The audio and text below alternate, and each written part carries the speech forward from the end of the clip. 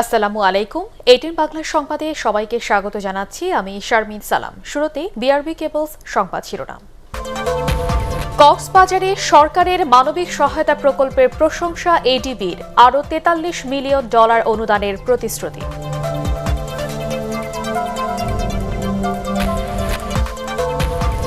গণপরিবহনে শৃঙ্খলা ফেরাতে রাজধানীতে বিআরটির ও সিটি কর্পোরেশনের যৌথ অভিযান, অর্ধশতাধিক বাসের জরিমানা।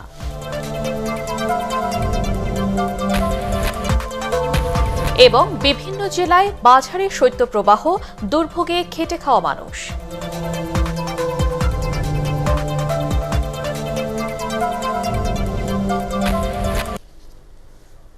শুনছিলেন বিআরবি কেবলস সংবাদ শিরোনাম।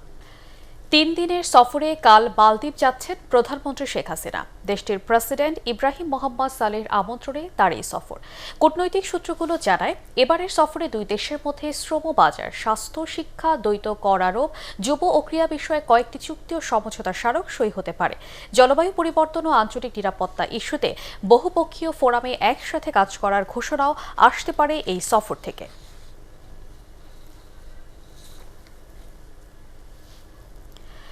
ব্লগার অভিজিৎ রায়ের হত্যাকারীদের তথ্যের জন্য যুক্তরাষ্ট্রের $50 লাখ পুরস্কার ঘোষণাকে সরকার ইতিবাচক হিসেবে দেখছে বলে জানিয়েছেন পররাষ্ট্রমন্ত্রী ডক্টর এ কে আব্দুল মোমেন। রাজধানীর একটি হোটেলে রোহিঙ্গা সংকট এবং প্রত্যাবাসন বিষয়ে এক সেমিনার শেষে সাংবাদিকদের একথা বলেন তিনি। রোহিঙ্গা প্রত্যাবাসনে আন্তর্জাতিক চাপ বাড়ানোর আহ্বানও জানান পররাষ্ট্রমন্ত্রী। এজন্য বিশ্ব নেতাদের আরও সক্রিয় হওয়ার অনুরোধও জানান তিনি।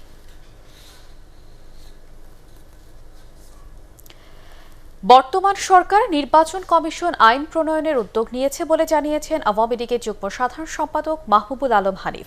তিনি বলেন, আগামী বছরের মধ্যে এই আইন প্রণয়ন হওয়ার সম্ভাবনা রয়েছে। বঙ্গবন্ধু জন্মশতবার্ষিকী ও স্বাধীনতার সুবর্ণ জয়ন্তী উপলক্ষে জাতীয় প্রেসক্লাবের সাংস্কৃতিক সংগঠন বাংলার মুখ আয়োজিত আলোচনা সভায় তিনি এসব কথা বলেন।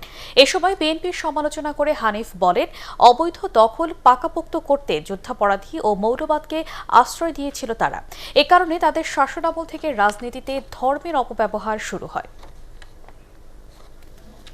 আমাদের দেশে নির্বাচন কমিশনের গঠনের জন্য সুনির্দিষ্ট কোনো আইন এখনো নেই। আমরা আইন করার উদ্যোগ নিয়েছি, প্রক্রিয়া চলছে। আমরা আশা করি আগামী বছরের মধ্যে আমরা নির্বাচন কমিশন আইনটা গঠন করতে পারবো। মিথ্যাচার বিভ্রান্তি বন্ধ করে বিএনপি মহামান্য রাষ্ট্রপতির আহ্বানে সাড়া দিন। আপনাদের কথাবার্তা, মতামত সেখানে আপনারা পেশ করুন। আপনাদের যদি ভালো পরামর্শ থাকে অবশ্যই সেটা মহামান্য রাষ্ট্রপতি বিবেচনা করতে পারেন। কক্সবাজারে রোহিঙ্গা শরণার্থী ও স্থানীয় বাসিন্দাদের জন্য সরকারের মানবিক সহায়তা প্রকল্পের ভূয়সী প্রশংসা করেছে এশীয় উন্নয়ন ব্যাংক এডিবি। পানি সরবরাহ, স্যানিটেশন ও বর্জ্য শোধনের ব্যতিক্রমে এসব প্রকল্প বিশ্বে দৃষ্টান্ত বলে উল্লেখ করেছে তারা। স্থানীয় সরকার মন্ত্রণালয়ে পাঠানো এক বার্তায় কক্সবাজারের এসব প্রকল্পে আরও $43 মিলিয়ন অনুদানের প্রতিশ্রুতি দিয়েছে সংস্থাটি। আরও জানাচ্ছে কেরামতুল্লাহ বিপ্লব।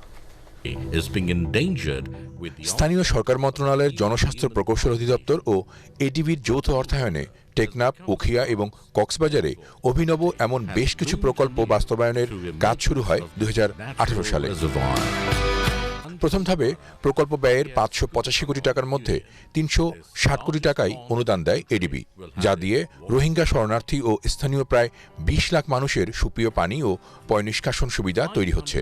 90% of our project has been completed, including a number of innovative elements, such as what you see behind us now. I think environmentally friendly ways of catching, harvesting rainwater.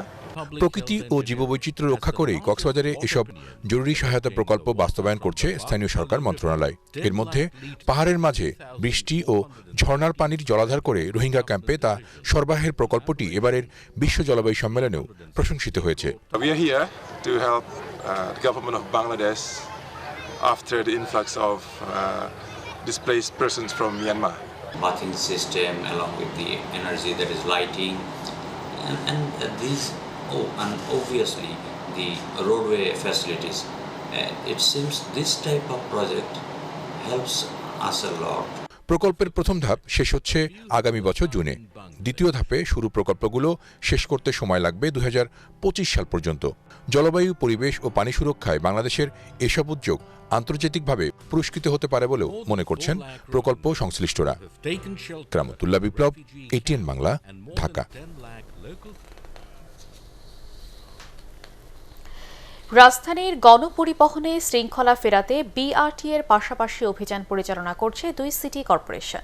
Fitness O route permit না থাকায় এদিন 50টিরও বেশি বাসকে বিভিন্ন মেয়াদে জরিমানা করে ভ্রাম্যমাণ আদালত। নজিবুর রহমানের রিপোর্ট।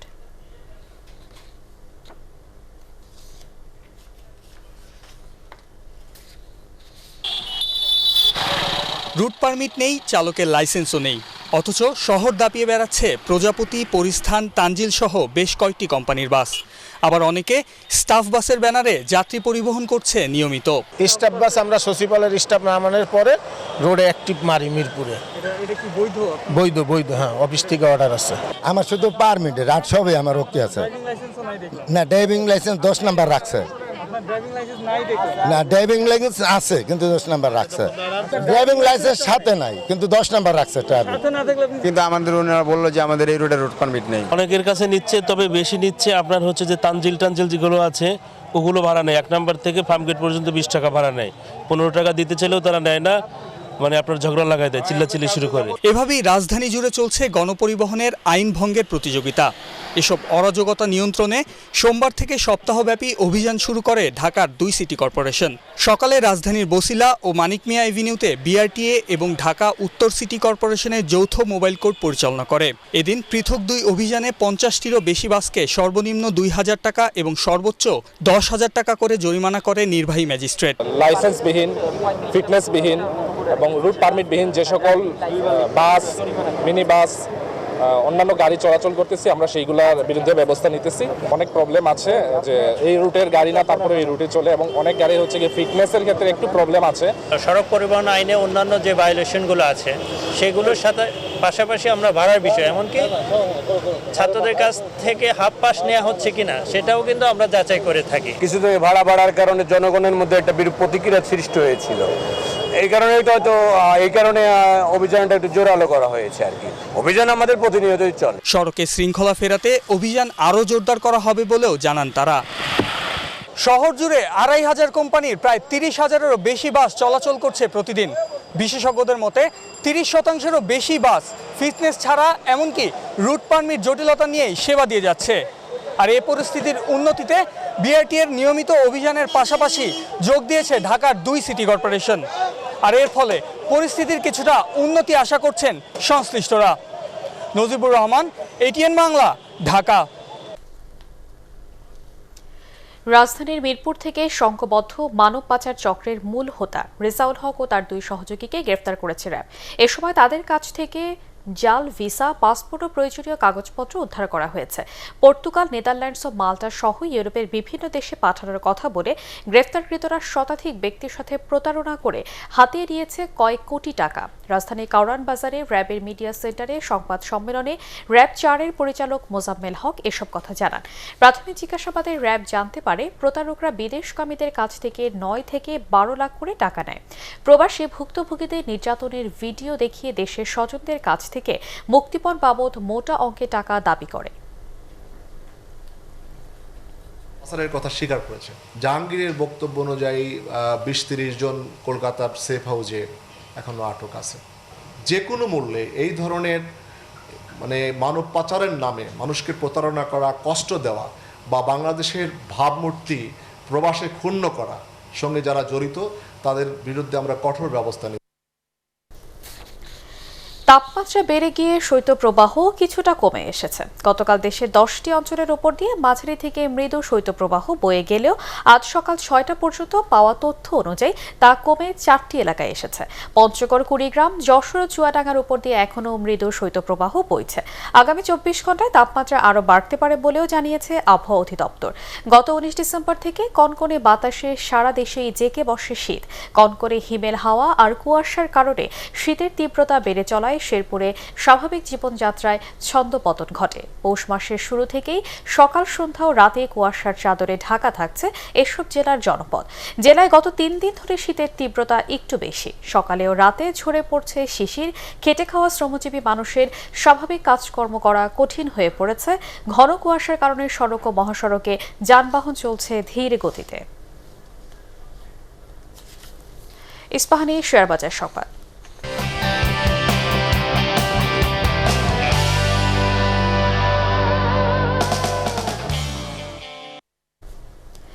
শেয়ার বাজারে স্থিতিশীলতা ফেরাতে বাংলাদেশ ব্যাংক ও বিএসইসির মধ্যে মতপার্থক্য নিরসন সহ 6 দফা নির্দেশনা জারি করেছে অর্থ মন্ত্রণালয়। নির্দেশনা সহ একটি চিঠি বিএসইসির চেয়ারম্যান অধ্যাপক শিবলি রুবায়েতুল ইসলামের কাছে পাঠিয়েছে অর্থ মন্ত্রণালয়ের আর্থিক প্রতিষ্ঠান বিভাগ। চিঠির অনুলিপি বাংলাদেশ ব্যাংকের গভর্নর এবং জাতীয় রাজস্ব বোর্ডের চেয়ারম্যানকেও দেওয়া হয়েছে। চিঠিতে বলা হয়, অসাধু কোনো সিন্ডিকেট যেন কারসাজির মাধ্যমে শেয়ার বাজারকে প্রভাবিত করতে না পারে, সেজন্য বিএসইসিকে বিশেষ নজরদারি বাড়াতে হবে। এছাড়া সন্দেহজনক লেনদেনের বিরুদ্ধে নজরদারি ও মনিটরিং জোরদার করতে বিএসইসিকে নির্দেশ দিয়েছে এবং সিন্ডিকেটের মাধ্যমে শেয়ার দরে যেন কারসাজি করতে না পারে সেই বিষয়ে মনিটরিং ব্যবস্থা জোরদার করতে বলেছে। ফেরি স্বল্পতা ও শিমুলিয়া বাংলা বাজার নৌ রুটে সীমিত আকারে ফেরি চলাচল করায় মানিকগঞ্জের পাটুরিয়া ঘাটে বেড়েছে যানবাহনের চাপ। বর্তমানে পাটুরিয়া ঘাটে পারাপারের অপেক্ষায় রয়েছে কয়েকশো যানবাহন। ভোগান্তিতে পড়েছেন পাটুরিয়া দৌলতদিয়া নৌ রুটের যানবাহন শ্রমিক ও দক্ষিণ পশ্চিমাঞ্চলের 21 জেলার যাত্রীরা। এই নৌ রুটে ছোট বড় 20টি ফেরির মধ্যে 4টি রোরো ফেরি বেশ কিছুদিন যাবৎ মেরামতের জন্য নারায়ণগঞ্জ ডকইয়ার্ডে পাঠানো হয়েছে। বর্তমানে 16টি ফেরি দিয়ে চলছে যাত্রী পরিবহন ও পারাপার। আল আরাফা ইসলামী ব্যাংক অর্থ সংবাদ।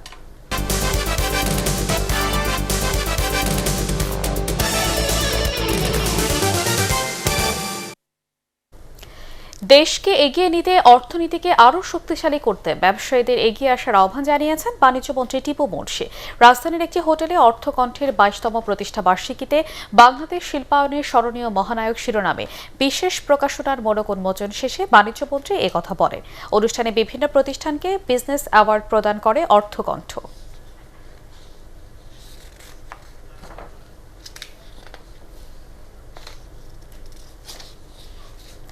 আন্তর্জাতিক সংবাদ।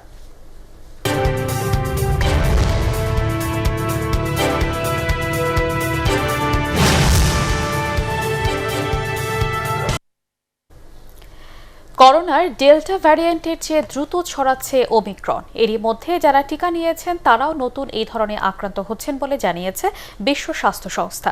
এমনকি যারা করোনা থেকে সুস্থ হয়েছেন তারাও সংক্রমিত হচ্ছেন ওমিক্রনে। গতকাল সুইজারল্যান্ডের জেনেভায় এক সংবাদ ব্রিফিংয়ে এই তথ্য জানান বিশ্ব স্বাস্থ্য সংস্থার প্রধান টেড্রোস অ্যাধানোম গ্যাব্রিয়েসাস। বড়দিনের ছুটিতে বেড়ানোর পরিকল্পনা বাতিল অথবা পিছিয়ে দিতে সবার প্রতি আহ্বানও জানিয়েছেন তিনি। ওমিক্রনের কারণে এরই মধ্যে নেদারল্যান্ডস ফের লকডাউন আরোপ করেছে। এছাড়া ফ্রান্স, অস্ট্রিয়া, সাইপ্রাস ও জার্মানি ভ্রমণ নিষেধাজ্ঞা কঠোর করেছে। সতর্কতা হিসেবে মার্কিন যুক্তরাষ্ট্রকে নো ফ্লাই এর তালিকায় যুক্ত করেছে ইসরায়েল। এদিকে ওমিক্রনে আক্রান্ত হয়ে যুক্তরাজ্যে এ পর্যন্ত 12 জন মারা গেছেন। হাসপাতালে চিকিৎসাধীন আরও শতাধিক। ওমিক্রনে আক্রান্ত হয়ে যুক্তরাষ্ট্রের প্রথম কারো মৃত্যুর খবর দিয়েছে টেক্সাস অঙ্গরাজ্যের স্বাস্থ্য কর্মকর্তারা। সুপার টাইফুন রাইয়ের আঘাতে লন্ডভন্ড ফিলিপাইনে 375 জনের মৃত্যুর খবর নিশ্চিত করেছে দেশটির পুলিশ। উত্তর পূর্বাঞ্চলে গত বৃহস্পতিবার 195 কিলোমিটার বেগে আঘাত হানে টাইফুন রাই। এই ঘূর্ণিঝড় মোকাবেলার অংশ হিসেবে প্রায় 4 লাখ মানুষকে নিরাপদে সরিয়ে নিয়ে যাওয়া হয়েছিল, তবে ক্ষয়ক্ষতি খুব একটা কমানো যায়নি। আহত হয়েছেন অন্তত 500 মানুষ, এখনও নিখোঁজ 56 জন। অনেক এলাকায় যোগাযোগ বিচ্ছিন্ন হয়ে পড়েছে। ব্যাপক ভূমিধস এবং বন্যার শঙ্কাও দেখা দিয়েছে। কলকাতা পৌরসভা নির্বাচনের ভোট গণনা চলছে। গণনার শুরু থেকেই বড় ব্যবধানে এগিয়ে রয়েছে তৃণমূল। এখনো পর্যন্ত পাওয়া খবরে তৃণমূল 48টি ওয়ার্ডে এগিয়ে রয়েছে। অন্যদিকে মাত্র 3টিতে এগিয়ে বিজেপি। ভোট গণনার ভিডিও করা হচ্ছে। প্রতিটি গণনা কেন্দ্রের দায়িত্বে রয়েছেন একজন করে অ্যাসিস্ট্যান্ট মিউনিসিপ্যাল রিটার্নিং অফিসার। কেন্দ্রে 200 মিটারের মধ্যে জারি রয়েছে 144 ধারা। নিরাপত্তায় মোতায়েন করা হয়েছে 3000 পুলিশ। সন্ধানী লাইফ ইন্স্যুরেন্স বাণিজ্য সংবাদ।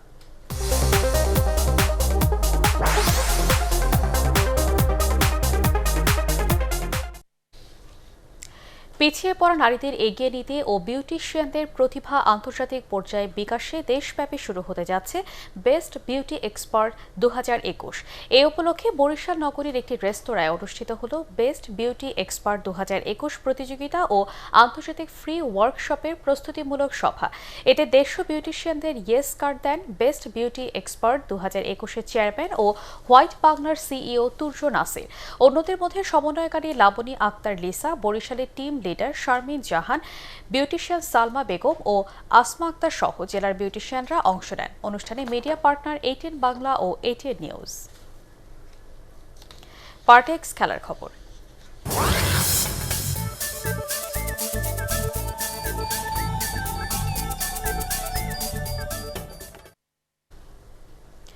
নিউজিল্যান্ডে সফরে গিয়ে অবশেষে খোলা আকাশের নিচে অনুশীলন করল বাংলাদেশ ক্রিকেট দল। দীর্ঘ 11 দিন রুম কোয়ারেন্টাইনে থাকার পর লিংকন ইউনিভার্সিটি মাঠে প্রথম দিনের অনুশীলন সেরেছে টাইগাররা। এতে নিউজিল্যান্ডে বাংলাদেশ দলের রুম কোয়ারেন্টাইন অনুশীলনের মধ্য দিয়ে শেষ হলো আজ। এক ভিডিও বার্তায় বাংলাদেশ দলের হেড কোচ রাসেল ডোমিঙ্গো জানান যে রুমের মধ্যে টানা 11 দিন বেশ চ্যালেঞ্জিং ছিল ক্রিকেটারদের জন্য। আগামী 1 জানুয়ারি থেকে মাউন্ট মঙ্গানুয়ে শুরু হবে 2 ম্যাচ সিরিজের প্রথম test. Bright sunshine and blue skies and starting to hit some balls again. Low intensity practice for the next day or two to make sure guys get themselves accustomed to batting and bowling once again, and by the time we get to Tauranga for those 6 days preparation before the test match, hopefully everybody's back up to speed and ready to prepare at the intensity required for a test match. সাফ অনূর্ধ্ব 19 নারী ফুটবলের ফাইনালে কাল ভারতের মুখোমুখি হবে বাংলাদেশ। 4 খেলায় 3 জয় আর 1 ড্র নিয়ে শিরোপা নির্ধারণী ম্যাচে জায়গা করে নেয় গোলাম রাব্বানী ছোটনের দল। প্রতিপক্ষের জালে 19 গোল দিয়ে নিজেদের শক্তিমত্তা প্রদর্শন করেছে স্বাগতিকরা। ফাইনালেও সেই ধারাবাহিকতা ধরে রাখতে চাইবে মারিয়া মান্ডা, আঁখি খাতুনরা। অন্যদিকে গ্রুপ পর্বে 4 ম্যাচে শুধু বাংলাদেশের কাছেই হেরেছে ভারত। প্রতিপক্ষকে 8 গোল দিয়েছে তারা। কমলাপুরে বীরশ্রেষ্ঠ শহীদ সিপাহী মোস্তফা কামাল স্টেডিয়ামে সন্ধ্যা 6টায় মুখোমুখি হবে দুদল।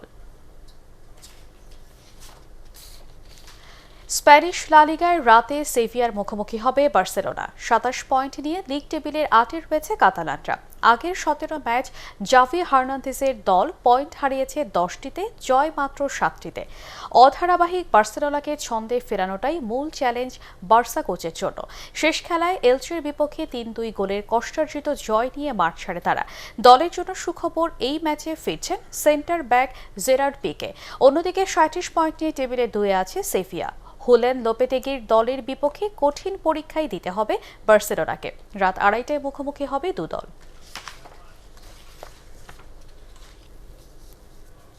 শেষ করার আগে বিআরবি কেবলস সংবাদ শিরোনাম আরেকবার। কক্সবাজারে সরকারের মানবিক সহায়তা প্রকল্পের প্রশংসা এডিবির, আরও $43 মিলিয়ন অনুদানের প্রতিশ্রুতি।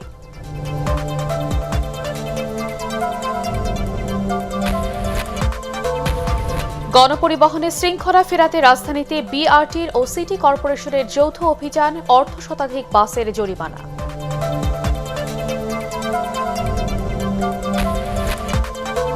এবং বিভিন্ন জেলায় মাঝারি শৈত্যপ্রবাহ, দুর্ভোগে খেটে খাওয়া মানুষ।